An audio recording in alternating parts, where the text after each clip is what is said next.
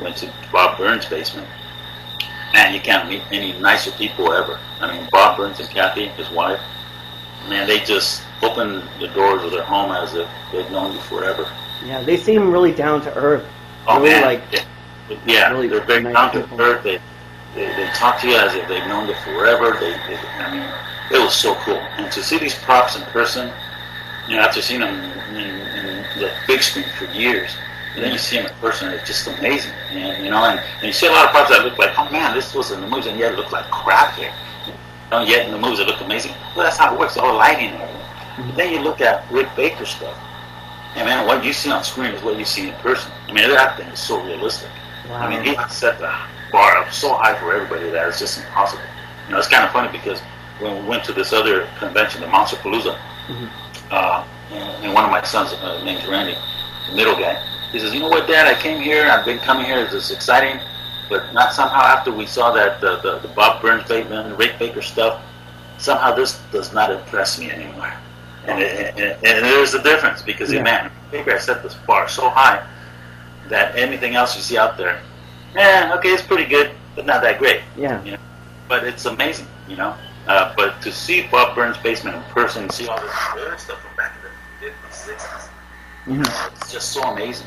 It was so cool. It was so cool. Yeah, that's like one of those things where it's like, it's so, you must feel like the energy being there because it's so, like everything in there is like, I don't want to say like a relic, but like everything is such a big piece of history. Yeah, it's almost like being in a museum. You know, that is so true. You're with some awesome stuff.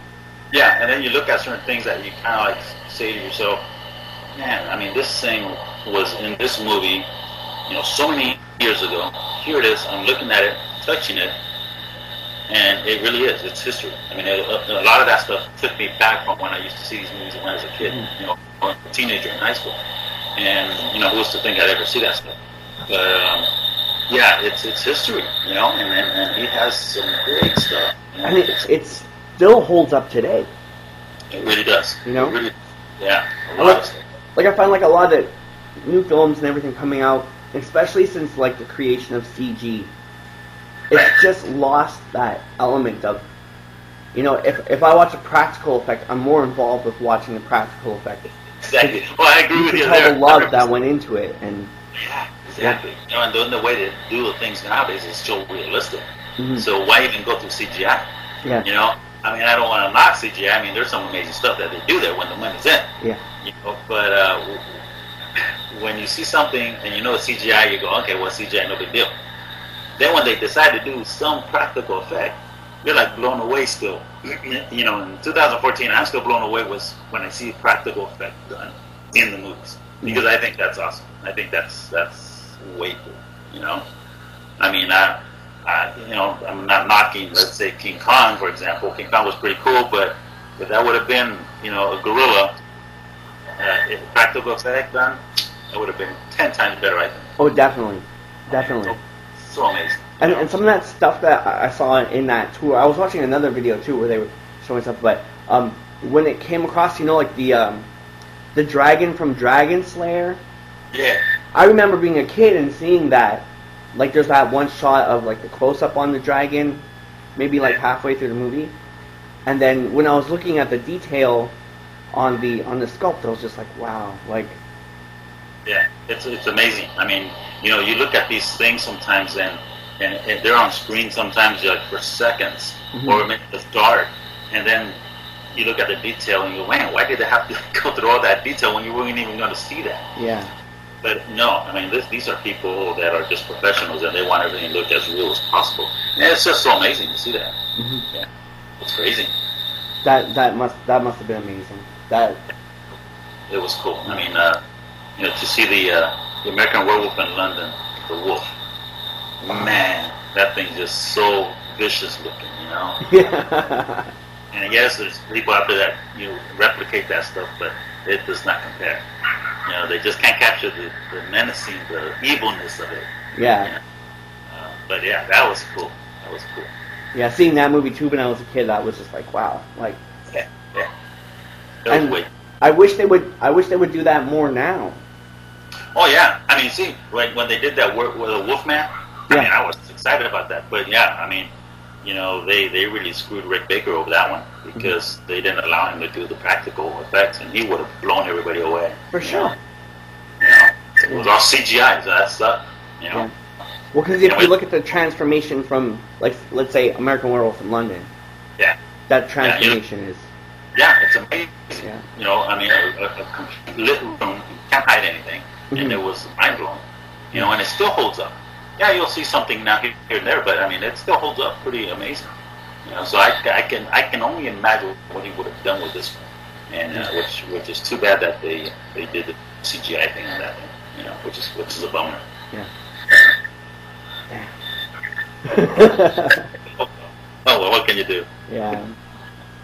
But I guess also it comes down. I think it probably comes down to money too now. Studios have money. I'm sure it does, but you think about it. I mean, I think what he was explaining over there is that the studios tend to, if they see something they didn't like, they can change it immediately with the CGI, as opposed to certain practical effect. And something goes wrong, well, now you have to spend all this money to redo it or whatnot.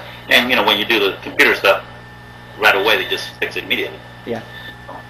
But I can see their point, But man, they should have just gone with the practical effects on that one. It would have been amazing. Yeah. Oh well. And I saw you got an awesome collection yourself of stuff. Yeah, I mean, when I didn't really start collecting till probably about 4 years ago. Going on 5 now in June. I didn't know anything really about Sideshow or anything like that. Okay. And then I saw these figures, and I go, "Oh, what's that? Oh, Sideshow. Okay." And I saw the RoboCop figure, and I go, "Oh, that looks cool." And the Darth Vader figure, the small one. And I go, "That's pretty cool." So I bought those. And then the Freddy Krueger one. But then I saw the Arnold Cinemaquette, the ones I normally, the 1/3 scale ones. And you got silicone head with punched-in hair. I mean, they look like real humans. Granted, the likenesses aren't that all there, but the detail of everything is just so amazing. So I saw that, and I go, well, damn, at that time I think I saw one on eBay for $2,000. And I go, damn, that's expensive, And I can't do that, stick with Sideshow. But then I just started thinking about it more and more. I go, you know what, I'm going to just bite the bullet and buy this Arnold and see what happens. When I received it, trust me, man, I was blown away. I mean, I fell in love with that thing immediately. I mean, I go, wow, So then I was looking at these, Sideshow pieces compared to this 1/3 scale Arnold with real hair and punched in everything. And I go, man, they do not compare. So then that was my first one. Then, going on the internet, checking out more things on what Cinemaquette was. Then I found a forum, called Chocolate by Death. Joined that. Noticed all these people who collected the Cinemaquette line. I got to learn more about it, and I just fell in love with the figures. They're 1/3 scale, which to me, they're not too small and not too big. They're just perfect size. So I decided I collect only Cinemaquette, and I do have some Sideshow pieces. I've sold most of them because sometimes you get too excited and the hype.